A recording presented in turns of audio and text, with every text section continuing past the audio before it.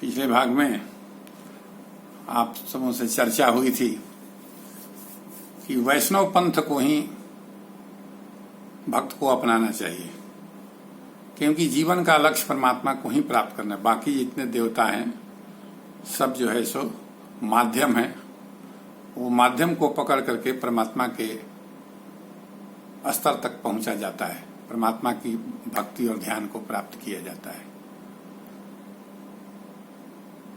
मैंने पिछले भाग के डिस्क्रिप्शन में भगवान विष्णु, भगवान राम और भगवान श्री कृष्ण के मंत्र को लिख दिया था।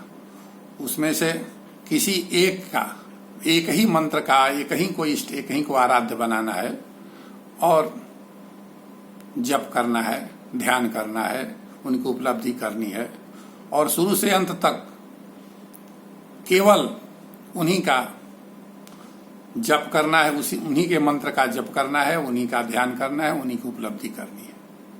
ये बात ध्यान में रखने की है। आपके मन में ये विचार उठ सकता है कि आज तक जितने देवी देवता का हम लोग पूजा अर्चना करते आ रहे हैं उनका क्या करेंगे। किसी भी देवी देवता को छोड़ने की जरूरत नहीं है। भगवान शंकर तो भगवान राम की भक्ति का आधार ही है, वही साधन है। भगवान शंकर की कृपा होती है तभी भक्ति और ध्यान प्राप्त होता है। ध्यान का मार्ग, भक्ति का मार्ग भगवान शंकर की प्रसन्नता पर ही प्राप्त होती है। जितने देवी देवता को आज तक पूजते आए हैं, जिनका आप जिस तरीके से पूजन करते हैं, प्रार्थना करते हैं, आरती करते हैं, उसको करते रहिए। लेकिन उसमें एक क्लॉज मैं अपने तरफ से आपको लगा देता हूं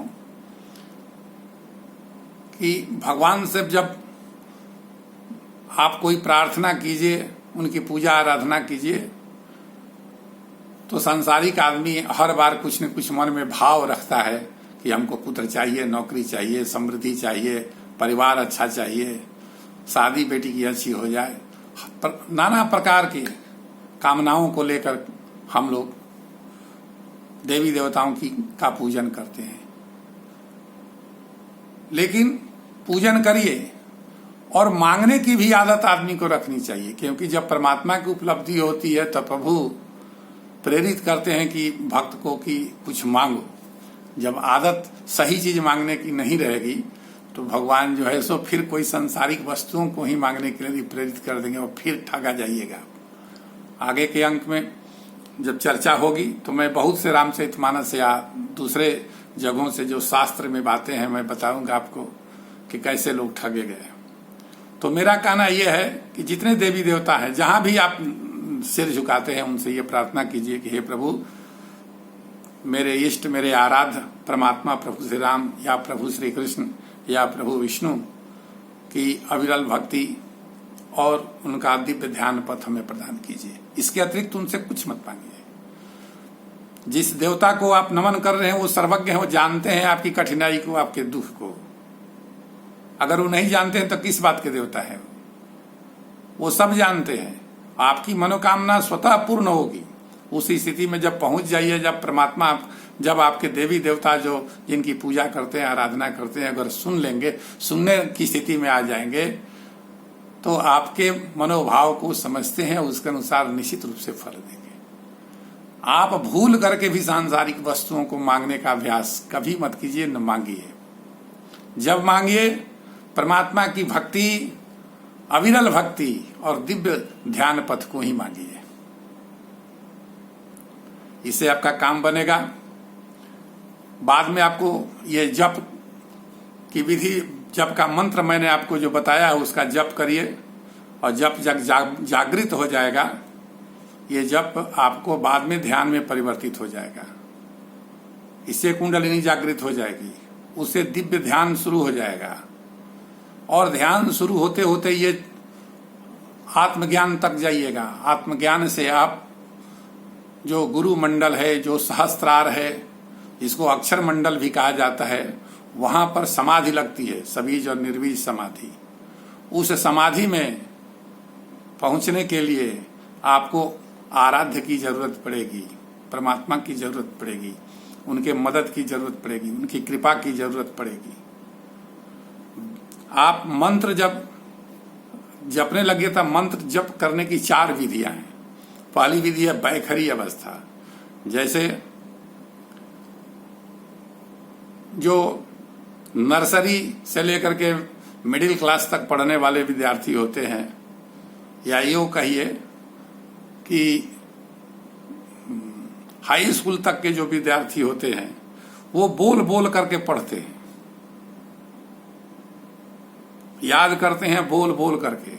उनके गार्जियन करते हैं बोल बोल करके पढ़ो, ताकि वो सुनते रहे कि पढ़ रहा है कि नहीं पढ़ रहा है। उसी तरीके से शुरुआती दौर में मंत्र को बोल बोल करके जपना चाहिए। जिस रूम में आप जप कर रहे हैं उसमें अगर कोई दूसरा हो तो आपके मंत्र को सुने, उस आवाज, उस वाइब्रेशन से मंत्र को जपिए। ये मंत्र की बैखरी अवस्था है। जब आप इसको 6 महीना साल भर इस तरीके से जपेंगे तो ये धीरे धीरे सूक्ष्म होने लगेगा। आपको खुद अच्छा नहीं लगेगा। जब आप कॉलेज की के विद्यार्थी हो जाइएगा तो आपको अच्छा नहीं लगेगा बोल बोल करके पढ़ना, तब आदमी ऐसे ही देख करके पढ़ता है। तो वो मध्यम स्थिति, मध्यमा उसको कहते हैं, दूसरे स्टेज को मध्यमा।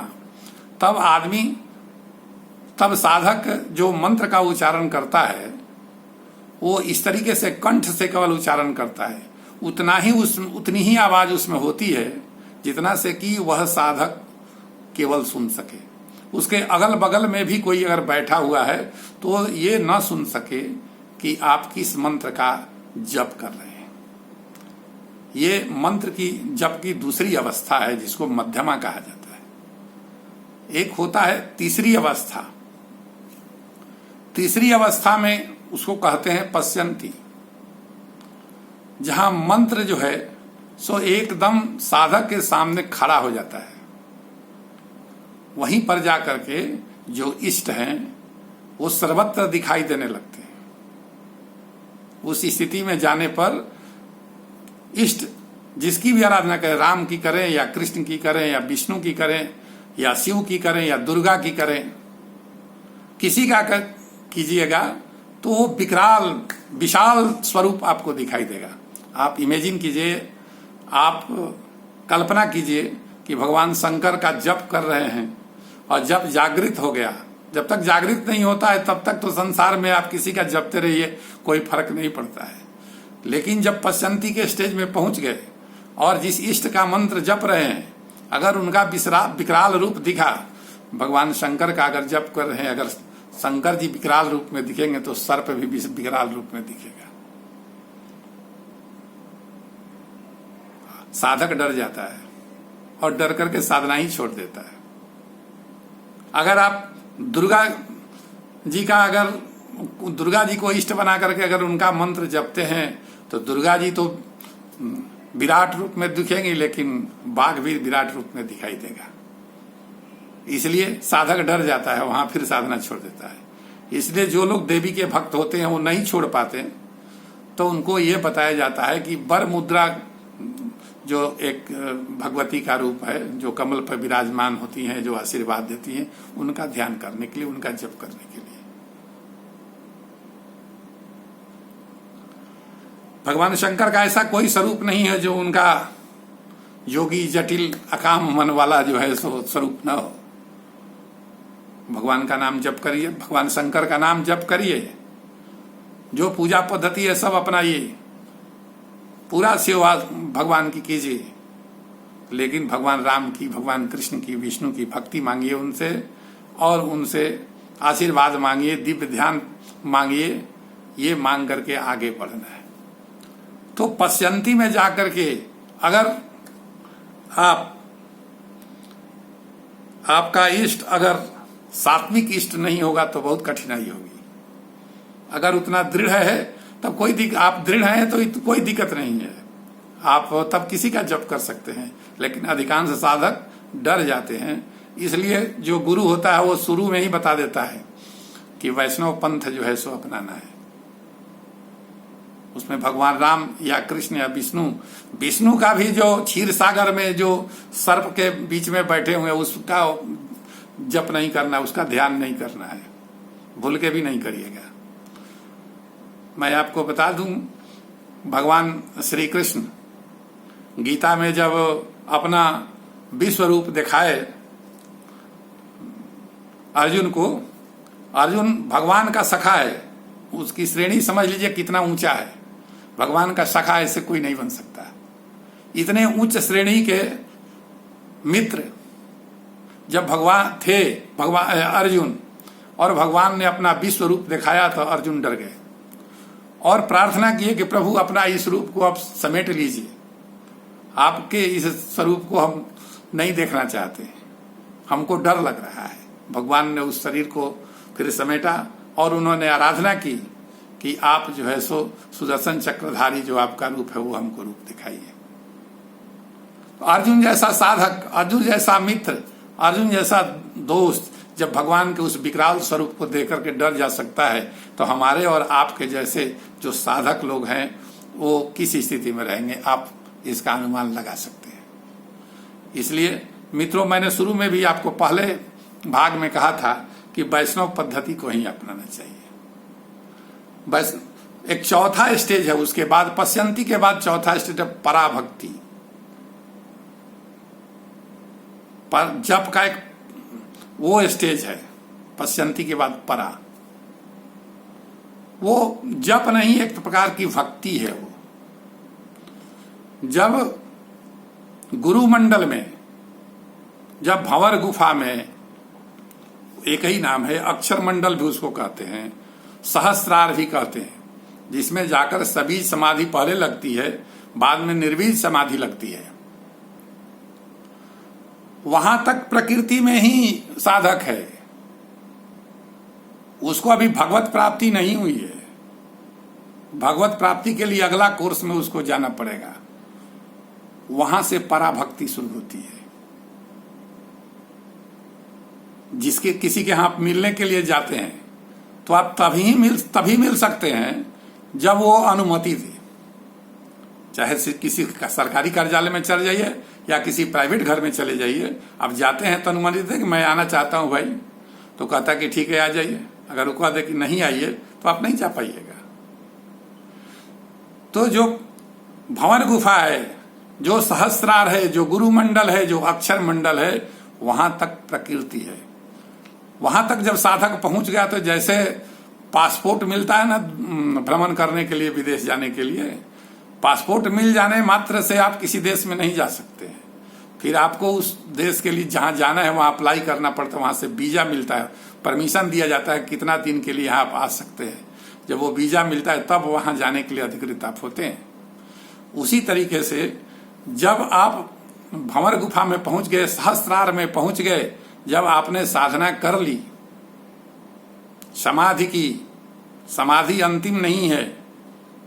बहुत लोगों को ये भ्रम है अध्यात्म में कि समाधि लग गई सब कुछ हो गया। समाधि लगने का मतलब होता है कि खेती तैयार हो गई। जैसे किसान खेत को तैयार करता है, लेकिन अगर उसको जीवन भर तैयारे करते रह जाए और बीज न लगाए तो खेती थोड़े उगाने थोड़े उपजेगा, नहीं उपजेगा। खेती की तैयारी जरूरी है, लेकिन उसमें बीज का रोपण भी जरूरी है। जब तक बीज नहीं रोपा जाएगा तब तक काम बनने वाला नहीं, तब तक अन्न का उत्पादन नहीं होगा। तो साधना करते करते करते करते जब समाधि के स्तर पर आदमी पहुंच जाता है, तब जो है सो वह तैयार हो गया। जब साधक भगवत प्राप्ति के लिए, परमात्मा की उपलब्धि के लिए, परमात्मा के साक्षात्कार के लिए। लेकिन ये साक्षात्कार तब होगा जब परमात्मा के यहाँ से अनुमति मिलेगी जाने के लिए। आप सुने होंगे पतंजलि योग सूत्र में, पतंजलि योग सूत्र पर मैं अलग से एक वीडियो डालूंगा, उस पर चर्चा होगी कि भावातीत ध्यान के बाद, निर्बीज समाधि के बाद कैवल्य पद की प्राप्ति, कैवल्य पद की प्राप्ति है उस अक्षर मंडल में, उस गुरु मंडल में, उस सहस्त्रार में बहुत काल तक स्थिर रहने का नाम है कैवल्य पद। कैवल्य पद जो है सो प्राप्त है, इसका मतलब वो आदमी प्रकृति में अब नीचे नहीं आएगा। काल क्रम में बहुत समय तक रहे और परमात्मा अनंत काल तक दर्शन देने की कृपा न करें तो हो सकता है कि नीचे भी गिर जाए, नीचे भी गिर जाए, वहां से भी साधक नीचे गिर जाते हैं। तो परमात्मा की जरूरत पड़ती है, उनके परमिशन की जरूरत, उनकी कृपा की जरूरत पड़ती है। वो करुणा निधान कृपा सिंधु इसलिए कहा गया है कि वहां से उनकी करुणा की जरूरत, बिना भगवान की कृपा के भगवान की प्राप्ति नहीं होती है, भगवान का दिव्य स्वरूप का दर्शन नहीं होता है।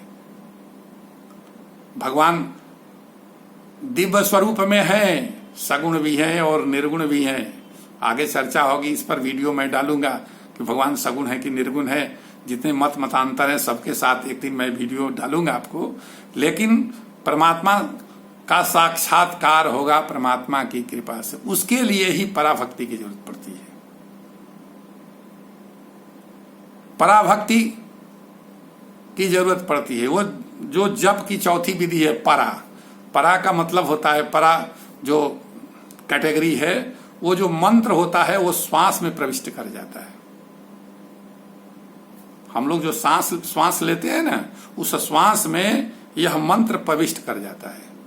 और साधक जपे या न जपे, स्वयं ही जपाता है, उसको अजपा जप कहते हैं। हम देखते हैं यूट्यूब में बहुत लोग कहते हैं कि अजपा जप की क्या विधि है, अजपा कैसे जपा जाएगा। अजपा जपा ही नहीं जाता है, वह तो स्वयं अपने आप श्वास के माध्यम से होता है। वह एक स्टेज है, 24 घंटा जप होता है। सोए हुए जब साधक सोया हुआ रहता है तब वो श्वास में चलता है। उस साधक को यह पता चलता है कि जिस बिछावन पर सोए हुए हैं, पीठ और बिछावन के बीच वह मंत्र चल रहा है, ऐसी अनुभूति होती है। बहुत साधक डर जाते हैं वहां, लेकिन डरना नहीं, होता कुछ नहीं है। परमात्मा इतना दया रहित नहीं है, कृपा रहित नहीं है कि साधक को कुछ हो जाए। वो तो स्वयं ही कहता है, करऊं सदा तिन कर रखवारी, जिमी राखई बालक महतारी। भक्त की रक्षा परमात्मा कहते हैं कि मैं कैसे कर, सबरी को सुना रहे थे कि भक्ति क्या है।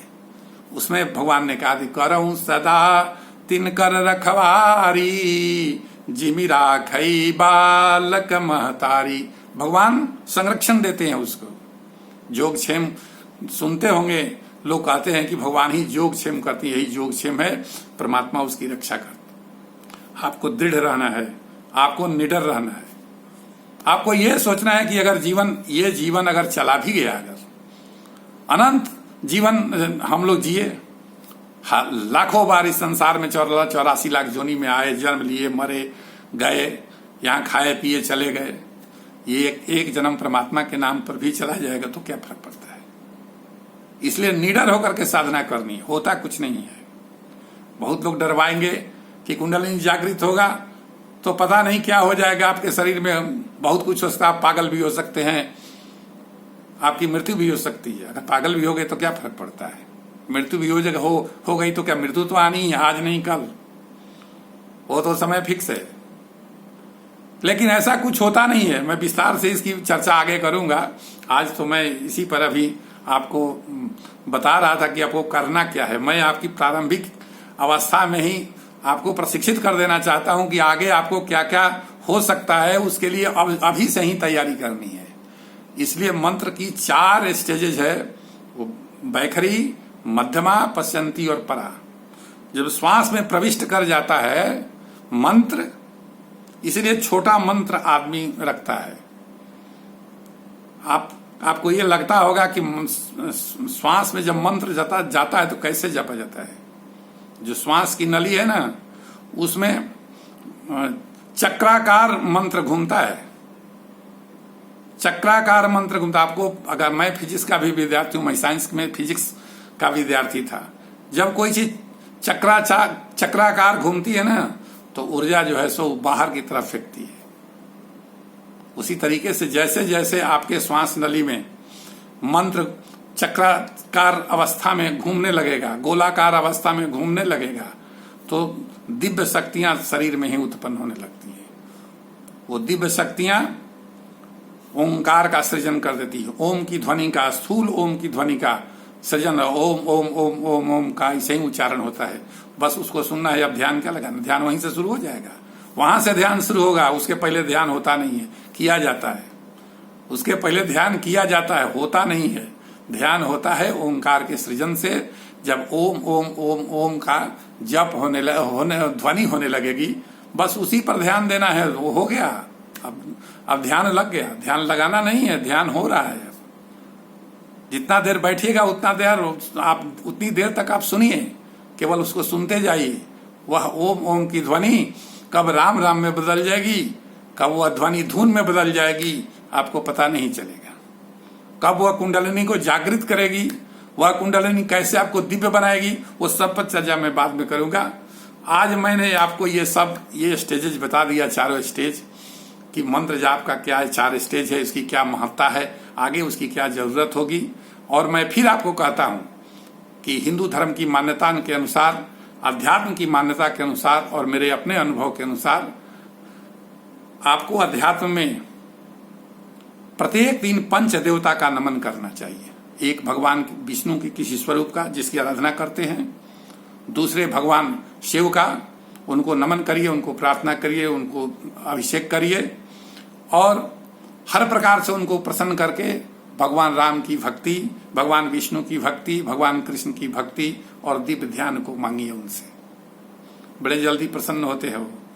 आशुतोष तुम अवधर डानी कहा जाता है, औढ़ रानी है, वो प्रसन्न हो जाएंगे, तुरंत दे देंगे। तो एक भगवान विष्णु के किसी स्वरूप का जिसकी साधना करते हैं, भगवान शंकर का और गणेश जी का तीसरा, चौथा माँ दुर्गा का।